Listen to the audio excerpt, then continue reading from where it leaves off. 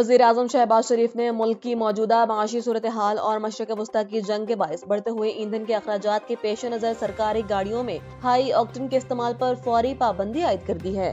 وزیر اعظم کا کہنا ہے کہ اس اقدام کا مقصد قومی وسائل کی بچت اور شاہانہ اخراجات کا خاتمہ ہے، جس سے ماہانہ 9 ارب روپے کی بچت متوقع ہے، جو براہ راست عوام کو ریلیف دینے کے لیے استعمال کی جائے گی۔ کفایت شعاری پالیسی کے ذریعے غیر ضروری اخراجات میں کمی لانا وقت کی اہم ضرورت ہے۔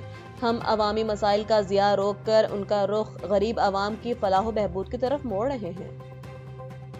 عالمی توانائی ایجنسی نے مشرق وسطیٰ کی حالیہ جنگ کو انسانی تاریخ کا بدترین توانائی بحران قرار دیتے ہوئے انکشاف کیا ہے کہ اب کم از کم 40 اہم تیل تنصیبات بری طرح متاثر ہو چکی ہیں۔ IEA کے ایگزیکٹو ڈائریکٹر نے خبردار کیا ہے کہ یہ بحران 1970 کی دہائی کے مشہور تیل بحرانوں سے بھی کہیں زیادہ بڑا اور سنگین ہے، جس کی لپیٹ سے دنیا کا کوئی بھی ملک محفوظ نہیں رہ پائے گا۔ نیو یارک کے مصروف ترین ایئرپورٹ لاگوارڈیا پر ایک خوفناک حادثہ پیش آیا، جہاں رن وے پر ایئر کینیڈا کے مسافر طیارہ اور ایک فائر ٹرک کے درمیان زوردار تصادم ہوا۔ اس حادثے کے نتیجے میں 4 فائر فائٹرز شدید زخمی ہوئے، جنہیں طبی امداد کے لیے اسپتال منتقل کر دیا گیا۔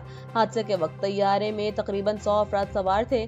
خوش قسمتی سے مسافروں کے حوالے سے اب تک کسی جانی نقصان کی اطلاع نہیں ملی، تاہم طبی عملہ تمام مسافروں کی حالت کا معائنہ کر رہا ہے تاکہ کسی بھی اندرونی چوٹ یا صدمے کا جائزہ لیا جا سکے۔ سوشل میڈیا پر وائرل ہونے والی ویڈیو میں ایئرپورٹ پر ہنگامی بنیادوں پر انخلا اور ریسکیو کارروائیاں دیکھی جا سکتی ہیں۔ لاہور میں یوم پاکستان کی تقریبات کا آغاز روایتی شایان شان طریقے سے ہوا، جہاں مفکر پاکستان علامہ اقبال کے مزار پر گارڈز کی تبدیلی پر پروقار تقریب منعقد کی گئی۔ اس موقع پر پاک فضائیہ کے چاق و چوبند دستے نے مزار اقبال پر گارڈز کے فرائض سنبھالے۔ تقریب کے مہمان خصوصی ایئر وائس مارشل محمد شاہد افضال تھے، جنہوں نے مزار پر پھولوں کی چادر چڑھائی، فاتحہ خوانی کی اور مہمانوں کی کتاب میں اپنے تاثرات قلم بند کیے۔ دن کا آغاز توپوں کی سلامی سے ہوا، جبکہ صدر مملکت آصف علی زرداری نے اپنے پیغام میں قوم کو مبارکباد دیتے ہوئے اس بات پر زور دیا کہ قومی مقاصد کے حصول کے لیے اتحاد و یگانگت ہی سب سے مضبوط راستہ ہے۔ ایران اور امریکہ کے درمیان جاری جنگ میں ایک بڑی پیش رفت سامنے آئی ہے، جہاں ایرانی میڈیا نے دعویٰ کیا ہے کہ ان کے دفاعی نظام نے آبنائے ہرمز کے قریب ایک امریکی F-15 لڑاکا طیارے کو مار گرایا ہے۔ ایرانی ٹی وی پر جاری کردہ ویڈیو کے مطابق اس طیارے کو جزیرہ ہرمز کے قریب اس وقت نشانہ بنایا گیا جب اس نے ایک میزائل داغا تھا۔ ایرانی حکام کا یہ بھی دعویٰ ہے کہ F-35 طیارے پر حملے کے بعد وسطی ایران پر فضائی حملوں میں واضح کمی آئی ہے۔ یاد رہے کہ 28 فروری سے جاری ان ہلاکت خیز حملوں میں اب تک سابق رہبر اعلیٰ آیت اللہ علی خامنہ ای سمیت 1300 سے زائد افراد شہید ہو چکے ہیں، جس کے جواب میں ایران نے اسرائیل، اردن اور عراق میں امریکی تنصیبات پر جوابی کارروائیاں کی ہیں۔